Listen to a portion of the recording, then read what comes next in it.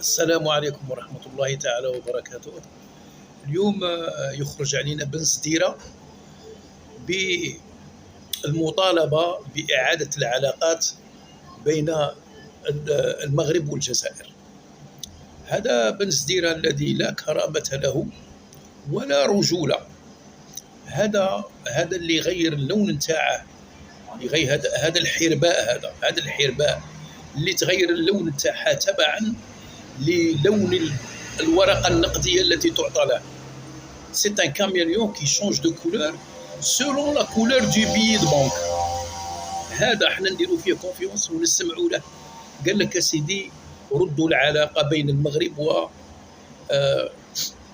والجزائر. طبعا هو راه يتكلم، هو مدفوع بقوى أجنبية تتحكم فيه وتقول له اش تقول. هو ربما راه سمعنا احنا سمعنا بأن تمت علاقات بين المغرب وفرنسا. هي في الحقيقة مش علاقات، تم تسليم المغرب كلية إلى فرنسا بعد ما كانت هناك معاهدة وفيها شروط وواجبات من الجانبين. الآن تم تسليم المغرب تماما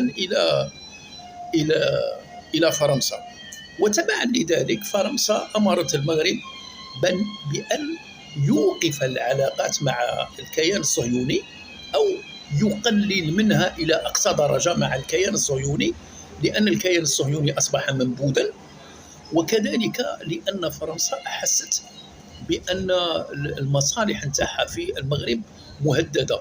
وبما أن المصالح نتاعها مهددة من طرف الصهاينة، والصهاينة لهم علاقة وطيدة بأمريكا اللي هي قوية عسكريا وقوية اقتصاديا، فرنسا خافت أنها تطرد كلية من المغرب، فسارعت إلى جلب ميمي سيس وإخوته إلى المروك، وتناقشوا وتفاهموا على أنهم يسلموا له المروك كاملا لفرنسا تصرف فيه كيفما شاءت.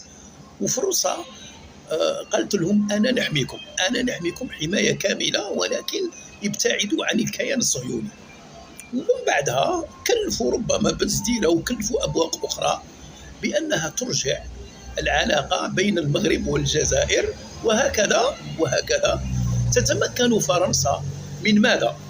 تتمكن فرنسا من تسخير ثروات الجزائر لفائدة المغرب. راهي عارفة بأن هناك ان سولافمون بروش، كاين ان سولافمون بروش في الماروك، فهمنا؟ فإذا كان سولافمون، إذا كان هناك تمرد مغربي، تمرد الشعب المغربي على القصر، غادي يطرد القصر ومعه تطرد الحماية الفرنسية، فإذا هناك خطر على فرنسا. فماذا تفعل فرنسا؟ فرنسا تفعل كل ما في وسعها لكي ترجع العلاقة بين المغرب والجزائر، فيعود المغاربة إلى حلب البقرة الجزائرية، فهمنا؟ يولوا يدوا الخيرات تاع الجزائر عبر الحدود كما كانوا، بمعنى يدوا المواد تاعنا المدعمة، ويدوا البنزين والمازوت والخرفان، يعني اللحم، ويدوا الزيت، ويدوا النحاس، ويدوا كل الخيرات الجزائر، وتسهلوا عليهم في نفس الوقت أنهم يسمون أولادنا بالمخدرات تولي تدخل بكميات كبيرة. وفرنسا في هذه الحالة بما أنها توجه المراركة إلى حلب البقرة الجزائرية، هي ترتاح لأن تعود الرفاهية للمغرب، وتعود الرفاهية خاصة إلى المناطق الشرقية من المروك، وهكذا الاحتقان الموجود في المروك يقل بزاف. وفرنسا تتهنى. بماذا تتهنى؟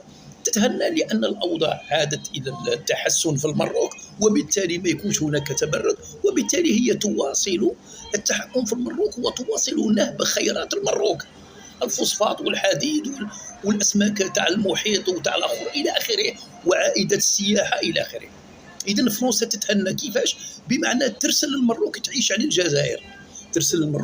الجزائر، وهي تتهنى بخيرات المروك، فهمنا؟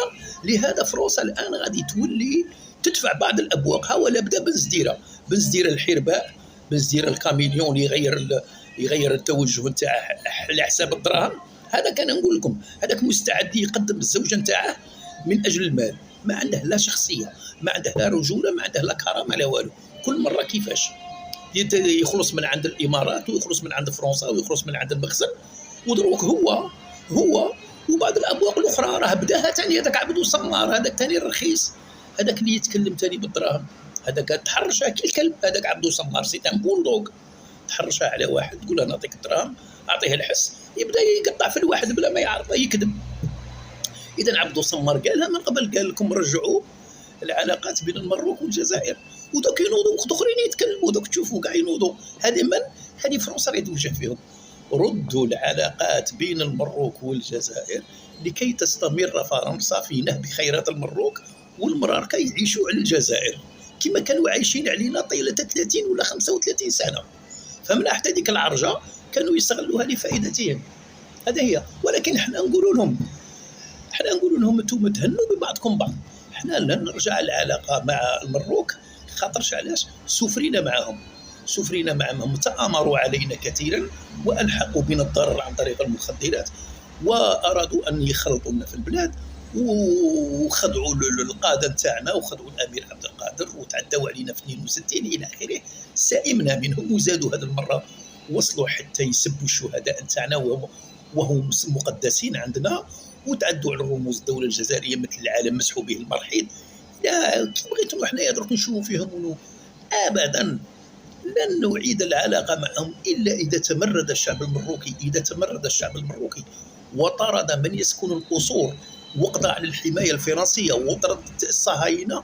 نعم، واذا كان اقتضى الامر نساعدوا الشعب المروكي لكي يطور نساعدوه. اما في الظروف الحاليه لا علاقه مع المروك ابدا. اما من يقرر طبعا فهو الدوله الجزائريه، ماشي انا نتكلم بشخصي، انا نتكلم بالاسم تاعي. لي بارول نونجاج كوم بيرسون، هذا الكلام يلزمني انا. اما اذا الدوله الجزائريه رات بان هناك فائده من اعاده العلاقات فلها ذلك، هم اللي يقرروا ماشي انا. هذا رايي انا كمواطن جزائري فقط. اذا اخوتي، كان هذا ما كان بودي ان اقول اليوم. أسعد الله صباحكم، والله يقضي حوائجكم، والله يشفي مرضاكم، والله يحل مشاكلكم. لا تقنطوا من رحمة الله. ادعموا عمكم بلايك وابونمون بارطاج إلا بغيتوا من فضلكم. وماذا بكم روحوا عندي كما راكم ديروا في التعاليق، وقولوا لي إذا عندي الحق في كلامي ولا ما عنديش الحق، وماذا بيا أستفيد منكم. والله لا نقولها ونعاودها، أنا نتعلم منكم. أنا لا أدعي أنني فيلسوف أو عالم، أنا فقط راني أدلي برأيي ونقارع مخوتي ولادي أنهم يساعدوني بآرائهم. بارك الله فيكم، ما تنسوش دعمونا، والسلام عليكم ورحمة الله وبركاته.